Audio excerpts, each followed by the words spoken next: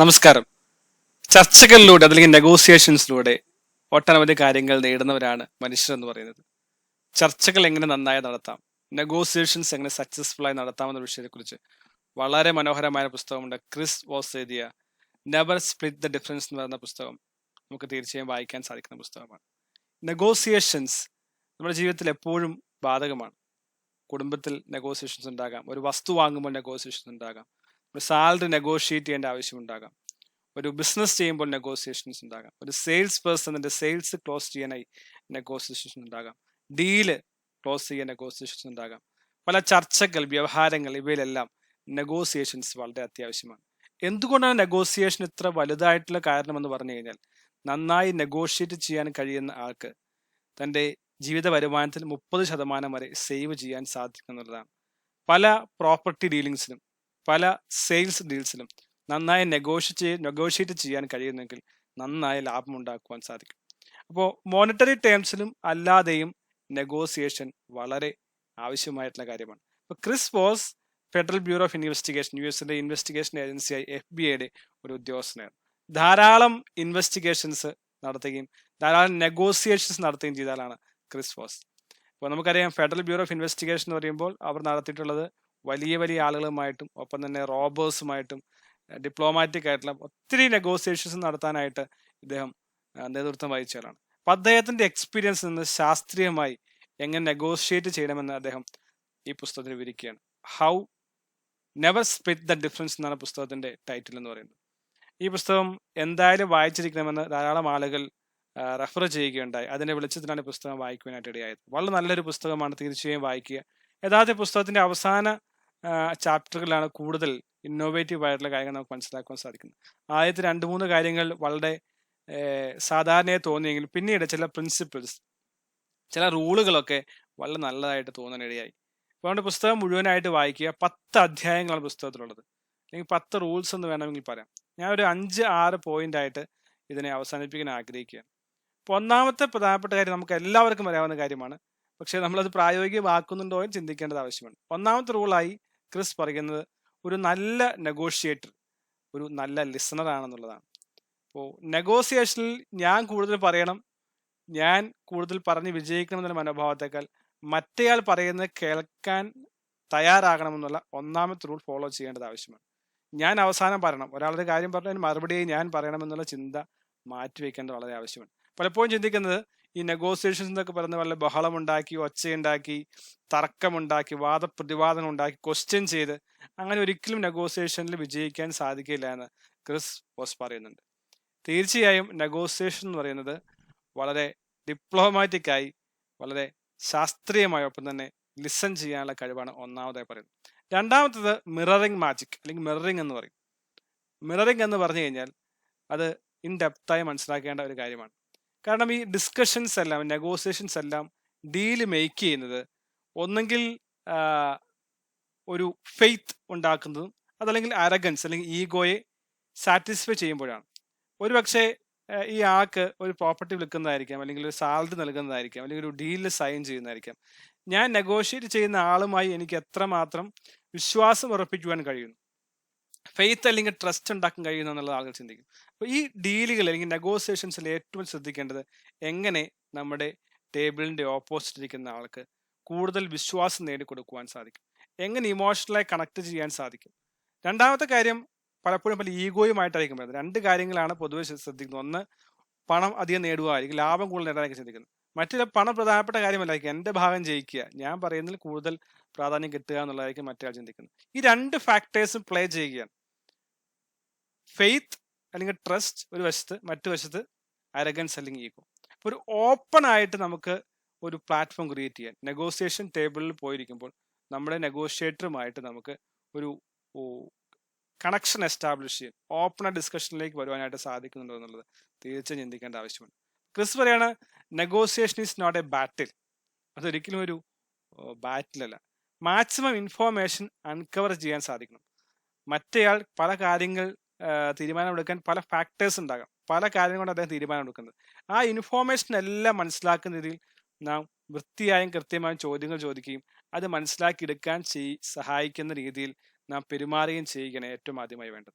അപ്പോൾ trust build ചെയ്യാനായിട്ട് നാം ശ്രമിക്കണം. അങ്ങനെ എങ്ങനെയാണ് ട്രസ്റ്റ് ബിൽഡ് ചെയ്യാൻ സാധിക്കുക? അതിന് കുറേ ടെക്നിക്സ് ക്രിസ്വസ് പറയുന്നുണ്ട്. ഒന്ന് സ്ലോ ആയി സംസാരിക്കുക, വളരെ ഫാസ്റ്റ് സംസാരിക്കാതിരിക്കുക, ഷൗട്ട് ചെയ്ത് സംസാരിക്കാതിരിക്കുക.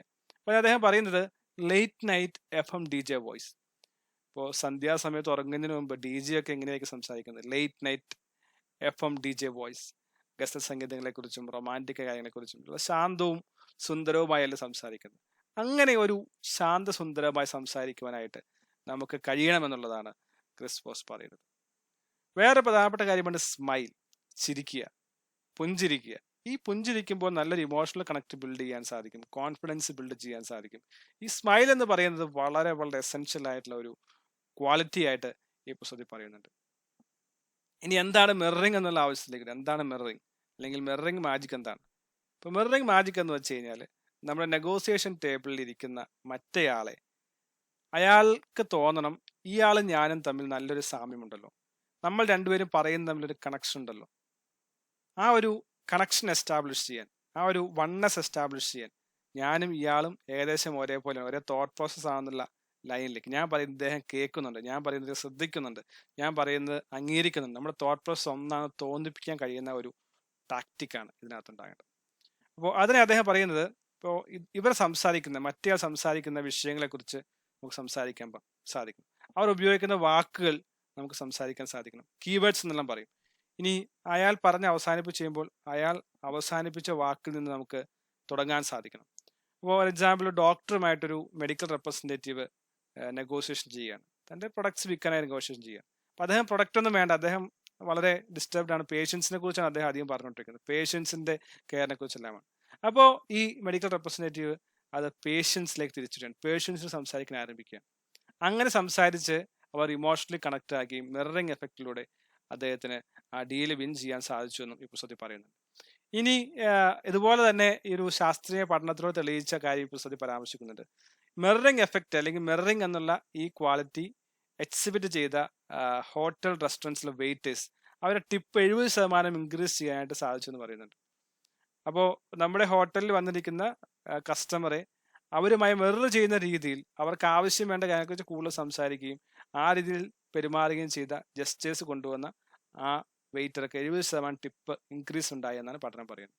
അപ്പോൾ എത്രമാത്രം നമ്മുടെ നെഗോഷിയേറ്ററുമായി, നാം നെഗോഷിയേറ്റ് ചെയ്യുന്ന ആളുമായി റിസംബ്ലൻസ് ഉണ്ടാക്കുവാൻ, മിററിംഗ് ചെയ്യുവാൻ എന്നുള്ള മാജിക് ഉപയോഗിക്കാൻ സാധിക്കുകയാണെങ്കിൽ വലിയ ഒരു ഡിഫറൻസ് ഉണ്ടാക്കുവാൻ സാധിക്കും.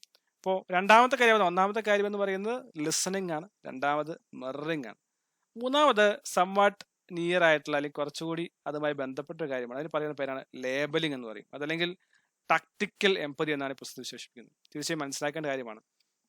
അപ്പോൾ എംപതി എന്ന വാക്ക് നമുക്കറിയാം ആയിരിക്കും, സിമ്പതി എന്ന വാക്കും അറിയാമായിരിക്കും. സിമ്പതി എന്ന് വെച്ച് കഴിഞ്ഞാൽ ഒരാൾക്ക് അസുഖം, നമ്മൾ പോയിട്ട് അയ്യോ നമുക്ക് അങ്ങനെ വന്നുവല്ലോ, അല്ലെങ്കിൽ ഒരാൾക്ക് അപകടം പറ്റി, അയ്യോ നിനക്ക് അപകടം പറ്റിയല്ലോ, കടം വന്നു, അയ്യോ നിനക്ക് കഷ്ടപ്പാടായല്ലോ, ഇങ്ങനെ പറയുന്ന അല്ലെങ്കിൽ ഒരു ഇമോഷണലായി സംസാരിക്കുന്ന കാര്യമാണ് സിമ്പതി എന്ന് പറയുന്നത്. പക്ഷെ എംപതി എന്ന് പറയുന്നത് അയാൾ എന്താണോ ഫീൽ ചെയ്യുന്നത് ആ ഫീലിംഗ്, ആ ഇമോഷൻസിൽ നിൽക്കുവാനും അതുപോലെ ഇമോഷൻസ് ഉണ്ടാകുവാനും അതുപോലെ പ്രവർത്തിക്കാനും കഴിയുന്ന അവസ്ഥ. ഇപ്പോൾ കടബാധ്യത പിടിച്ചൊരാളെ മോട്ടിവേറ്റ് ചെയ്തുകൊണ്ട് കാര്യം ഉണ്ടാവും, ഉണ്ടാകുമായിരിക്കും, പക്ഷേ അദ്ദേഹത്തെ സഹായിക്കാൻ നമുക്ക് സാധിക്കും. അദ്ദേഹം ഫീൽ ചെയ്യുമ്പോൾ ഞാനാണ് ആ പൊസിഷനിലെങ്കിൽ ഞാൻ എന്ത് ചെയ്യുമെന്നുള്ള രീതിയിൽ പെരുമാറാൻ സാധിക്കും. ആ ഒരു ഫീലിലേക്ക് കൊണ്ടുവരേണ്ടത് വളരെ ആവശ്യമാണ്. അതിനെ ടാക്ടിക്കൽ എംപതി എന്നാണ് പറയുന്നത്. എംപതി വേണം, പക്ഷെ നമുക്ക് നഷ്ടങ്ങൾ കാര്യമായി വരാൻ പാടില്ല. പക്ഷേ ടാക്ടിക്കൽ അദ്ദേഹത്തിന് ഇമോഷൻസിലേക്ക് നമുക്ക് വരുവാൻ സാധിക്കും. അതിന് ഈ പുസ്തകത്തിൽ പറയുന്ന പേര് നാച്ചുറൽ ന്യൂറൽ റെസൊണൻസ് എന്നാണ് പറയുന്നത്. ന്യൂറൽ റെസൊണൻസ്, ഇമോഷൻസിന്റെ ന്യൂറൽ കണക്ടിവിറ്റിയെ കുറിച്ചൊക്കെ നേരത്തെ പറഞ്ഞിട്ടുണ്ട്. ഈ ഇമോഷൻസ് തമ്മിൽ ഒരുമിച്ച് ഒരേപോലെ ആകുന്ന അവസ്ഥയാണ് ന്യൂറൽ റെസൊണൻസ് എന്ന് പറയുന്നത്. അപ്പോൾ ഈ ന്യൂറൽ റെസൊണൻസ് അല്ലെങ്കിൽ ടാക്ടിക്കൽ എംപതി അതല്ലെങ്കിൽ ലേബലിംഗിൽ 3 റൂൾസ് ഇത് ഇവിടെ പറയുന്നുണ്ട്. ഒന്ന് ഇമോഷണൽ സ്റ്റേറ്റ്, അവരെന്താണ്, ഏത് ഇമോഷനാണ്, ലവ് ആണോ, ഹെയ്റ്റ് ആണോ, ഫ്രസ്ട്രേഷൻ ആണോ, ആങ്കർ ആണോ, ഏതാണെന്ന് മനസ്സിലാക്കുന്ന ഒരവസ്ഥ, അതാണ് ഇമോഷണൽ സ്റ്റേറ്റ് മനസ്സിലാക്കുക. 2 ലേബലിറ്റ്, അവരുടെ ഇമോഷൻസിനെ നമുക്ക് അക്സെപ്റ്റ് ചെയ്തുകൊണ്ട് അല്ലെങ്കിൽ അത് മനസ്സിലാക്കിക്കൊണ്ട് അതിനനുസരിച്ച് പെരുമാറുന്ന അല്ലെങ്കിൽ ഫോളോ ചെയ്യുന്ന, അക്നോളജ് ചെയ്യുന്നതാണ് ലേബലിംഗ് എന്ന് പറയുന്നത്. ഫോർ എക്സാമ്പിൾ ലേബൽ എന്ന് പറഞ്ഞാൽ ഒരു കാര്യം, ഒരു സ്റ്റേറ്റ്മെന്റ് പറഞ്ഞു, അപ്പോൾ നമുക്ക് പറയാൻ സാധിക്കും oh it seems, it looks like. അപ്പോൾ അവർ പറയുന്നത് ശരിയാണ് അല്ലെങ്കിൽ അവർ പറയുന്നത് പോലെയാണ് എന്ന് പറയാൻ it looks like, it seems, it sounds like എന്നുള്ള വാക്കുകൾ ഉപയോഗിക്കുന്നത് വളരെ നല്ലതായിട്ടാണ് പറയുന്നത്. മൂന്നാമത്തെ റൂളാണ് സൈലൻസ്. അവർ പറയുന്ന കേട്ട് ഒരു ഇമോഷൻസ് ഉൾക്കൊണ്ട് ഒരു ഇമോഷൻസ് മനസ്സിലാക്കി. സെക്കൻഡ്, അവരെ ലേബൽ ചെയ്യുന്ന രീതിയിൽ നമ്മൾ സംസാരിക്കുകയോ ജസ്റ്റേഴ്സ് കാണിക്കുകയോ ചെയ്തു. മൂന്നാമത്തെ റൂളായി സൈലൻസ്. ഇനി വേറൊരു കാര്യം ക്രിസ്പോസ് പറയുന്നത് നെഗറ്റിവിറ്റി. പലപ്പോഴും നെഗറ്റിവിറ്റി പറയുന്ന ആളായിരിക്കാം നെഗോഷിയേഷന്റെ ടേബിളിന്റെ അങ്ങേയറ്റത്തിരിക്കുന്നത്. അപ്പോൾ നെഗറ്റിവിറ്റി പറയുന്ന ആളെ നിരുത്സാഹപ്പെടുത്തരുത്. അവർ പറയുന്നത് തെറ്റാന്ന് ഖണ്ഡിക്കാൻ പോരുത്. അവർ വാദപ്രതിവാദത്തിന് പോരുത്. നെഗറ്റിവിറ്റി കേൾക്കുക, അക്നോളജ് ചെയ്യുക, ഡിഫ്യൂസ് ചെയ്യുക. ഒരിക്കലും നെഗറ്റിവിറ്റി പറയുന്ന ആളെ നമ്മൾ തകർക്കാനോ അല്ലെങ്കിൽ തടയാനോ അതിന് പറഞ്ഞു തോൽപ്പിക്കാനോ പോകേണ്ട ആവശ്യമില്ല. അപ്പോൾ ഒറ്റ കാര്യം എപ്പോഴും ഓർക്കുക, നെഗോസിയേഷൻ എന്ന് പറയുന്നത് വാദപ്രതിവാദമല്ല, ഒച്ച വയ്ക്കുന്നതാണ്. അക്നോളജ് ചെയ്യുക, ഇമോഷൻസ് മനസ്സിലാക്കുക, കൺഫ്രണ്ട് ചെയ്യാതിരിക്കുക എന്നുള്ളതാണ്. കാരണം ഈ നെഗോസിയേഷൻ വരുമ്പോൾ 3 തരത്തിലുള്ള മൈൻഡ് സെറ്റാണ് നമുക്ക് ഉണ്ടാകാൻ സാധ്യത. ഒന്ന് അക്കോമഡേറ്റീവ് ആയിട്ടുള്ള മൈൻഡ് സെറ്റ്, കാരണം പറയുന്നത് കേൾക്കാനും ഗ്രഹിക്കാനും ഉൾക്കൊള്ളാനും കഴിയുന്ന ഒരു മനസ്ഥിതിയായിരിക്കും. രണ്ടാമത് അസർട്ടീവ്, അത് ഞാൻ പറഞ്ഞത് തന്നെ ശരി, അതിനകത്ത് മാറ്റമൊന്നുമില്ല, ഒരു വിട്ടുവീഴ്ചയ്ക്ക് തയ്യാറല്ല.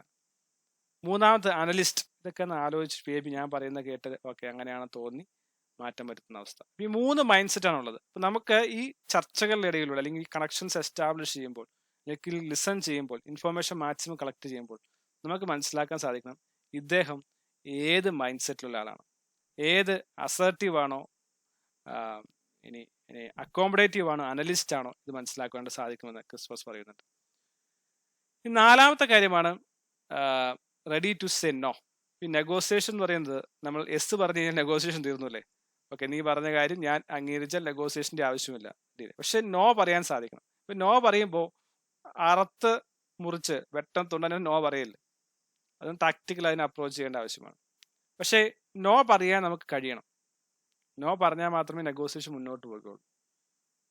അപ്പൊ അതിന് പല കാര്യങ്ങൾ ഇതിനകത്ത് പറയുന്നുണ്ട്. പലപ്പോഴും ഞാൻ ഒരാളെ ഫോൺ വിളിക്കുമ്പോൾ ചോദിക്കാറുണ്ട്, is it a good time to talk, സംസാരിക്കാൻ പറ്റുമോ?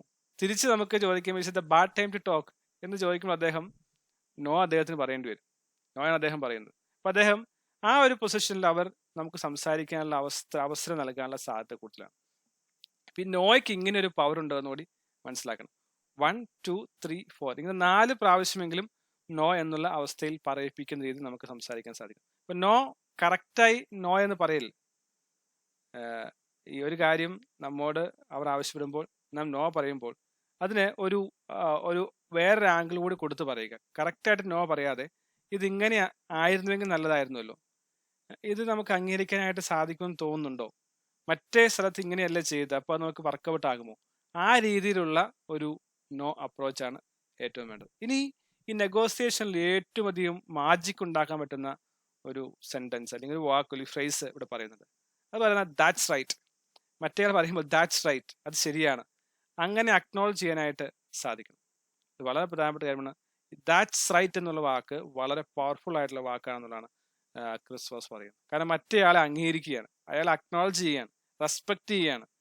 ഓക്കെ, ഞാൻ പറയുന്നത് ഇയാൾ അംഗീകരിക്കുന്ന തോന്നലുണ്ടാക്കിയാണ്.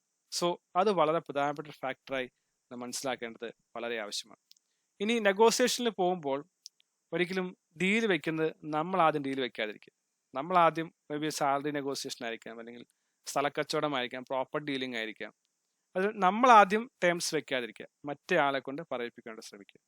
രണ്ടാമത് മോണിറ്ററി ആയിട്ടുള്ള ടേംസ്, പണപരമായി ബന്ധപ്പെട്ട സാമ്പത്തികമായിട്ടുള്ള പറയുന്നതിനേക്കാൾ നോൺ മോണിറ്ററി ആയിട്ടുള്ള കാര്യങ്ങൾ പറയാൻ പറ്റൂ. എന്ന് വെച്ച് കഴിഞ്ഞാൽ മറ്റു സ്ഥലത്ത് അങ്ങനെയാണല്ലോ സംഭവിച്ചത്, ആ മേഖലയിൽ ഇങ്ങനെയാണല്ലോ, ഇങ്ങനെയൊരു എക്സാമ്പിൾ അല്ലെങ്കിൽ ഒരു കമ്പാരിസണിലൂടെ വേണമെങ്കിൽ കറക്റ്റ് ആയിട്ടുള്ള മോണിറ്ററി ടേംസ് പറയാതിരിക്കാൻ ശ്രമിക്കുക. ഒരു റേഞ്ച് പറയാൻ ശ്രമിക്കുക. അതുപോലെ വേറെ സ്ഥലവുമായി താരതമ്യം ചെയ്ത് പറയാൻ സാധിക്കും. അപ്പോൾ അവർക്ക് കുറച്ച് ലോജിക്കലി കണക്ട് ചെയ്യാൻ സാധിക്കും. ശരിയാണ്, ഇങ്ങനെ സംഭവം മറ്റു സ്ഥലത്ത് നടന്നിട്ടുണ്ട്, തൊട്ടടുത്ത് നടന്നിട്ടുണ്ട്. ഇപ്പോൾ സ്ഥലമൊക്കെ വിൽക്കാൻ പോകുമ്പോൾ ആളുകൾ നെഗോഷിയേറ്റ് ചെയ്യുന്നത് കേട്ടിട്ടില്ലേ? അപ്പോൾ തൊട്ടടുത്ത സ്ഥലം ഇത്ര രൂപയ്ക്കാണ് വിറ്റുപോയത്, അവിടെ റോഡ് ഉണ്ട്, വെള്ളമുണ്ട്, വണ്ടിയുണ്ട്, അവിടെ അത് വരാൻ പോകുന്നു. ഇങ്ങനെ കുറേ കാര്യങ്ങൾ കണക്ട് ചെയ്ത് പറയുന്ന ആളുകളുണ്ട്. അപ്പോൾ അവർക്ക് കൂടുതൽ വിൻ ചെയ്യാനായിട്ട് സാധിക്കും. ഇനി ഒരു ഡീല് വെക്കുക, പ്രപ്പോസലൊക്കെ വെച്ച് ചെയ്യുമ്പോൾ കറക്റ്റ് റൗണ്ടഡ് ഫിഗേഴ്സ് ഉപയോഗിക്കാതിരിക്കുക. 75,000, 80,000, 1 ലക്ഷം, 10 ലക്ഷം ഉപയോഗിക്കാതിരിക്കുക. അതിന് പകരം കറക്റ്റ് ഡിജിറ്റ്സ് ഉപയോഗിക്കാൻ സാധിക്കുമോ? 7,84,929 എന്ന് ഉപയോഗിക്കാൻ സാധിക്കും. അപ്പം മറ്റൊരാൾക്ക് നോക്കി ഇയാൾ എന്തോ കാൽക്കുലേഷൻ ഒക്കെ ചെയ്തിട്ടാണല്ലോ പറയുന്നത്, അങ്ങനെ പറയാനുള്ള സാധ്യത വളരെ കൂടുതലാണ്. ഇനി ഒരു സർപ്രൈസിങ് ആയുള്ള കാര്യം നിങ്ങൾക്ക് ചെയ്യാൻ സാധിക്കുമെന്ന് അദ്ദേഹം പറയുന്നുണ്ട്. ഗിഫ്റ്റ് കൊടുക്കുക. സർപ്രൈസിങ് ആയുള്ള ഗിഫ്റ്റ് കൊടുത്ത് നിങ്ങളുടെ നെഗോഷിയേറ്റർ നിങ്ങൾക്ക് സർപ്രൈസ് ചെയ്യിക്കാൻ സാധിച്ചാൽ വളരെ ചേഞ്ച് കൊണ്ടുവരാനായിട്ട് സാധിക്കും. വേറെ പ്രധാനപ്പെട്ട കാര്യം കാലിബ്രേറ്റഡ് ക്വസ്റ്റ്യൻസ് എന്ന് പറയും. കാലിബ്രേറ്റഡ് ക്വസ്റ്റ്യൻസ് എന്ന് പറയുമ്പോൾ ശരിക്കും നമ്മൾ ക്വസ്റ്റ്യൻസ് ചില ക്വസ്റ്റ്യൻസ് നമുക്ക് ചോദിക്കാം, പക്ഷെ വൈ എന്നുള്ള ക്വസ്റ്റ്യൻ ഒരിക്കലും ചോദിക്കാൻ പാടില്ല. എന്തുകൊണ്ട് നീ ഇത് ചെയ്തില്ല, അല്ലെങ്കിൽ എന്തുകൊണ്ട് ഞങ്ങൾ ചെയ്യണം എന്ന് ചോദിച്ചു കഴിഞ്ഞാൽ അത് ക്വസ്റ്റ്യൻ ചെയ്യുന്നതായിട്ടാണ്. അത് ആരും ഇഷ്ടപ്പെടുന്ന ക്വസ്റ്റ്യൻ അല്ല. അപ്പോൾ ഹൗ, വാട്ട് എന്നുള്ള തരത്തിലുള്ള ക്വസ്റ്റ്യൻ ചോദിക്കുക. ഇപ്പോൾ കാലിബ്രേറ്റഡ് ക്വസ്റ്റ്യൻ എന്ന് പറഞ്ഞു കഴിഞ്ഞാൽ ഈ വൈ എന്ന ക്വസ്റ്റ്യനെ മാറ്റി എടുത്തുകൊണ്ട് പ്രോബ്ലം സോൾവിങ്, ഒരു പ്രശ്നത്തെ പരിഹരിക്കുന്നില്ല, ആ പ്രശ്നത്തെ നമുക്ക് എങ്ങനെ പരിഹരിക്കാൻ സാധിക്കും, ഇങ്ങനെ ഒരു പ്രശ്നം ഉണ്ടല്ലോ അതെങ്ങനെ സോൾവ് ചെയ്യാൻ സാധിക്കും, ഇങ്ങനെയുള്ള ഒരു പ്രോബ്ലം സൊല്യൂഷൻ ആംഗിളിലാണ് നാം ചോദിക്കേണ്ടതെന്ന് പറയുന്നുണ്ട്. ഇപ്പോൾ നാലാമത്തെ കാര്യം ഞാൻ പറഞ്ഞത് നോ എന്നുള്ളതാണ്. നോ എന്ന് പറയുമ്പോൾ നോ എന്ന് പറയുന്നതും ഒപ്പം തന്നെ ഏതൊക്കെ കാര്യങ്ങളാണ് പറയേണ്ടത്, പറയേണ്ടാത്തത് എന്നുള്ള ആംഗിളിലാണ് ഞാൻ ചിന്തിക്കേണ്ടത്. ഇനി ഞാൻ കുറച്ച് ടിപ്സുകൾ പറയാം. ഞാൻ പറഞ്ഞ അതാണ് അവസാനം കുറച്ച് കാര്യങ്ങൾ പറയാമെന്ന് പറഞ്ഞത്. ഇതുള്ള കാര്യങ്ങൾ കുറേയൊക്കെ നമുക്ക് അറിയാവുന്നതായിരിക്കാം, പക്ഷേ ഇനിയുള്ള കാര്യങ്ങൾ എനിക്ക് വല്ല പുതിയതായി തോന്നിയതുകൊണ്ട് ഞാൻ പറയാം. ചില റൂൾസാണ്. റൂളാണ് 7-38-55 എന്നൊരു റൂളുണ്ട്. 7-38-55 അങ്ങനെ റൂളുണ്ട്. അതിനകത്ത് ഈ നെഗോസിയേഷനിൽ 7% നമ്മുടെ വാക്കുകളാണ്, നമ്മുടെ വേർഡ്സ്. 38% നമ്മുടെ മോഡുലേഷൻ അല്ലെങ്കിൽ വോയിസ് ആണ്. എന്നാൽ 55% നമ്മുടെ ജസ്റ്റേഴ്സ്, ബോഡി ലാംഗ്വേജ്, ഇമോഷൻസ് എല്ലാമാണ്. ഇപ്പം ഇതൊന്ന് മനസ്സിലാക്കി നോക്കുക. നമ്മൾ വിചാരിക്കുക നമുക്ക് നോളജ് ഉണ്ട്, ലോജിക്കൽ സംസാരിക്കാൻ സാധിച്ചു, അതല്ലെങ്കിൽ നമ്മൾ ശക്തമായ വാക്കുകൾ ഉപയോഗിച്ചു, വോയിസ് ഒക്കെ നന്നായിട്ട് മോഡുലേറ്റ് ചെയ്തു, എങ്കിൽ കൂടെയും പകുതിയിൽ കൂടുതൽ സ്വാധീനിക്കും നമ്മുടെ ബോഡി ലാംഗ്വേജ്. ഇമോഷണലി എത്ര കണക്ട് ചെയ്യാൻ സാധിക്കുന്നില്ല. അതുകൊണ്ടാണ് ഈ മിററിങ്ങും ലിസണിങ്ങും ലേബലിങ്ങും ന്യൂറൽ റെസണൻസും അല്ലെങ്കിൽ ന്യൂറൽ റെസണൻസ് സ്കിൽസ് എന്നൊക്കെ പറയും, അപ്പം ഇമോഷണൽ സ്കിൽസ് എന്നൊക്കെ പറയും. ഇതൊക്കെ ടാക്ടിക്കൽ എംപതി, ഇതെല്ലാം പറയാൻ കാരണം ഇത് ഇമോഷനാണ് പലപ്പോഴും തീരുമാനത്തിലേക്ക് പ്ലേ ചെയ്ത് മനസ്സിലാക്കുക. കാരണം പണം മാത്രമല്ല, കാരണം പണം, ചില ആൾക്ക് പണം കിട്ടിയില്ലെങ്കിൽ കുഴപ്പമുണ്ടാവില്ല, അവരുടെ വളരെ അവരിൽ ആഗ്രഹിക്കുന്ന ചില കാര്യങ്ങളുണ്ടാവും. അവർക്ക് പണം കുറഞ്ഞു കിട്ടിയാലും ഒരു വാല്യൂ ആയിരിക്കാം, അല്ലെങ്കിൽ അവർക്ക് കുറച്ചുകൂടി സ്റ്റേക്ക് കിട്ടുന്നതായിരിക്കാം. അങ്ങനെ കുറേ ഫാക്ടേഴ്സ് ആളുകൾ കൺസിഡർ ചെയ്യുന്നത്. അത് മനസ്സിലാക്കുന്ന സ്കില്ലാണ് ലിസണിങ്ങിലൂടെയും ഒപ്പം തന്നെ ടാക്ടിക്കൽ എംപതി ലേബലുകൾ നമുക്ക് സാധിക്കുന്നു. അപ്പോൾ ഇത് ഓർക്കുക, 7-38-55. ഇനി മറ്റൊരു വളരെ പ്രധാനപ്പെട്ട ഒരു പ്രിൻസിപ്പിൾ ഉണ്ട്. ആ പ്രിൻസിപ്പിളിന്റെ പേരാണ് പിനോച്ചി എഫക്റ്റ് എന്ന് പറയും. മറ്റേ പറയുന്നത് ശരിയാണോ തെറ്റാണോ നമുക്ക് മനസ്സിലാക്കാണ്ട് സാധിക്കുന്നില്ല. അതിന് ഈ ടെസ്റ്റിലൂടെ നമുക്ക് മനസ്സിലാക്കാൻ സാധിക്കും. മറ്റേ ആൾ കുറെ വാരിക്കോരി നിർത്താതെ സംസാരിക്കുന്നുണ്ടെങ്കിൽ അദ്ദേഹം പറയുന്നത് ശരിയാകാനുള്ള സാധ്യത കുറവാണ്. രണ്ടാമത് ഐ, ആം, മീ, ഞാൻ, എൻ്റെ, എനിക്ക് എന്നുള്ള വാക്ക് കൂടുതൽ ഉപയോഗിക്കുന്നുണ്ടെങ്കിൽ ആ ആൾ പറയുന്നത് സത്യമാകാനുള്ള സാധ്യത കുറവാണ്. മൂന്നാമത്തത് കോംപ്ലക്സ് ആയിട്ടുള്ള വാക്കുകൾ ഉപയോഗിക്കുകയാണ്. നമുക്കൊന്നും മനസ്സിലാകുന്നില്ല, എന്തൊക്കെയോ വാക്കുകൾ ജാഗൻസ് ഉപയോഗിക്കുന്നു, വേറെ വാക്കുകൾ ഉപയോഗിക്കുന്നു, നമുക്ക് മനസ്സിലാകുന്നു. ഈ 3 സാഹചര്യങ്ങളിൽ ഇദ്ദേഹത്തിന് പറയുന്നത് കൃത്യമല്ല, അല്ലെങ്കിൽ കൃത്യമായ ധാരണയില്ല, അല്ലെങ്കിൽ പറയുന്നത് സത്യമല്ല എന്നുള്ള ഒരു കാര്യമാണെന്നുള്ളതാണ് പിനോച്ചി എഫക്റ്റ് പറയുന്നത്. അപ്പോൾ ഈ എഫക്റ്റ് നിങ്ങൾക്ക് തീർച്ചയായും ഉപയോഗിക്കാനായിട്ട് സാധിക്കും. ഇനി ഒരു കാര്യം നിങ്ങൾക്ക് മനസ്സിലാക്കിയിരിക്കേണ്ടത് വളരെ നല്ലൊരു ചിന്താഗതിയാണ്, നിങ്ങൾക്ക് തീർച്ചയായും ഉപയോഗിക്കാൻ സാധിക്കും. അക്കർമാൻ മോഡൽ എന്ന് പറയും. ഇപ്പോൾ ഒരു ഉദാഹരണം ഞാൻ പറയാം. ഇപ്പം നമ്മൾ ഒരു പ്രോപ്പർട്ടി വിൽക്കാൻ പോവുകയാണ്, അല്ലെങ്കിൽ സാലറി നെഗോഷിയേറ്റ് ചെയ്യാൻ പോവുകയാണ്. അപ്പം നമ്മുടെ മനസ്സിലൊരു ഫിക്സഡ് എമൗണ്ട് ഉണ്ട്, അല്ലെങ്കിൽ ടാർജറ്റ് ഉണ്ട്. അപ്പോൾ ഈ മോഡലിൽ പറയുന്നത്, അക്കർമാൻ മോഡലിൽ പറയുന്നത് 65, 85, 95, 100. അപ്പോൾ നമുക്ക് വേണ്ടത് 100 ആണെങ്കിൽ, ഫോർ എക്സാമ്പിൾ 100 ആണെങ്കിൽ 65 എന്നുള്ള ആംഗിൾ വിചാരിക്കുക. എന്ന് വെച്ചാൽ നമുക്ക് വേണ്ടതിൻ്റെ ഇരട്ടിയോളം വരികയാണ് 65 എന്ന് പറയുമ്പോൾ. അപ്പോൾ നമുക്ക് വേണ്ടതിനേക്കാൾ ഇരട്ടി എന്നുള്ള രീതിയിൽ നാം ചില പറയേണ്ടതായിട്ട് വരും. അപ്പോൾ 65 ആദ്യം നാം ആഗ്രഹിച്ചതിൻ്റെ 65%, ആഗ്രഹിച്ച 60% കൂടുതൽ പറഞ്ഞു. പിന്നെ നമുക്ക് 80% എത്തി, 90% എത്തി, 100% എത്തി. അപ്പോൾ നാം ഡീല് മേക്ക് ചെയ്യുമ്പോൾ നാം കൂടുതൽ പറഞ്ഞിട്ട് നാം ആഗ്രഹിക്കുന്ന എമൗണ്ടിലേക്ക് എത്തുവാനായിട്ട് സാധിക്കും. അതാണ് 65, 85, 95, 100. നാം ആഗ്രഹിച്ചതിൻ്റെ 100% എത്തുന്നതിന് മുമ്പ് അതിനേക്കാൾ 95%, 65%, 80%, പറഞ്ഞ ശേഷം താഴേക്ക് എത്തുന്ന രീതിയിലുള്ള സമീപനം വളരെ ആവശ്യമാണ്. പറഞ്ഞത് ക്ലിയർ ആയെന്ന് തോന്നുന്നു. അങ്ങനെ കൂടുതൽ പറഞ്ഞ ശേഷം ഈ ഒരു പെർസെൻറ്റേജ് ലെവലിൽ കുറഞ്ഞു കൊണ്ടുവന്ന് നാം ആഗ്രഹിക്കുന്ന ലെവലിലേക്ക് എത്തിക്കുന്ന രീതിയിൽ നെഗോസിയേഷൻ, 4 റൗണ്ട് ഓഫ് നെഗോസിയേഷൻസ്, 65, 85, 95, 100 എന്നുള്ള ആ റൂൾ ഉപയോഗിക്കേണ്ട ആവശ്യമാണ്. ഇനി അവസാനമായിട്ടുള്ള ഒരു റൂൾ കൂടി പറയാം. റൂൾ ഓഫ് 3 എന്ന് പറയും. നെഗോസിയേഷൻ അവസാനിപ്പിക്കുന്നതിന് മുമ്പ് നിങ്ങൾക്ക് നെഗോസിയേഷൻ നേടിയെടുക്കണമല്ലോ. ശരിയാണ്, നിങ്ങൾ വിജയിച്ചു, അല്ലെങ്കിൽ നിങ്ങൾക്ക് നേട്ടമുണ്ടായി. അപ്പോൾ ഒന്നാമത് ചെയ്യേണ്ടത് യെസ് ഓർ നോ, എഗ്രി ചെയ്തോ, നമ്മൾ പറഞ്ഞ ടേംസ് എഗ്രി ചെയ്തോ ഇല്ലയോ എന്ന് ചോദിക്കുക. അപ്പോൾ യെസ് പറഞ്ഞു. രണ്ടാമത്തെ കാര്യം, ഇത് സമ്മറൈസ് ചെയ്യുക. ഓക്കെ, ഇങ്ങനെയാണ് കാര്യങ്ങളൊക്കെയാണല്ലോ നമ്മൾ പറഞ്ഞത്, ഓക്കെ അല്ലേ, യെസ് പറഞ്ഞു. മൂന്നാമത്തത് വാട്ട് ഈസ് നെക്സ്റ്റ്, ഇനി എന്താണ് ചെയ്യാൻ പോകുന്നത്. അതും ഈ 3 കാര്യങ്ങൾ ഉൾക്കൊള്ളുമ്പോഴാണ് ഈ നെഗോസിയേഷൻ പൂർണ്ണമാകുന്നത്, വിജയപ്രദമായി മാറുന്നത്. അപ്പോൾ ഈ കാര്യങ്ങൾ തീർച്ചയായും മനസ്സിലാക്കുക. ഒന്ന് 7-38-55 rule, Pinocchio effect, Ackerman model, then rule of 3. ഇത് 3ഉം വളരെ നല്ലതായിട്ടുള്ള, വളരെ യൂസ്ഫുൾ ആയിട്ടുള്ള ഒരു ഫിലോസഫി ആയിട്ട് എനിക്ക് തോന്നുന്നിടയായി. ഈ വാക്ക് അവസാനിപ്പിക്കുകയാണ്. അതിനുമുമ്പ് ഒരു കാര്യം ശ്രദ്ധിക്കുക. നെഗോസിയേഷൻ എന്ന് പറയുന്നത്, യഥാർത്ഥ നെഗോസിയേഷൻ, സക്സസ്ഫുൾ ആയ നെഗോസിയേഷൻ എന്ന് പറയുന്നത് ഒരാൾ വിജയിക്കുകയും മറ്റേ പരാജയപ്പെടുകയും ചെയ്യുന്നതല്ല, രണ്ടുപേരും വിജയിക്കുന്നതാണ് മനസ്സിലാക്കുക.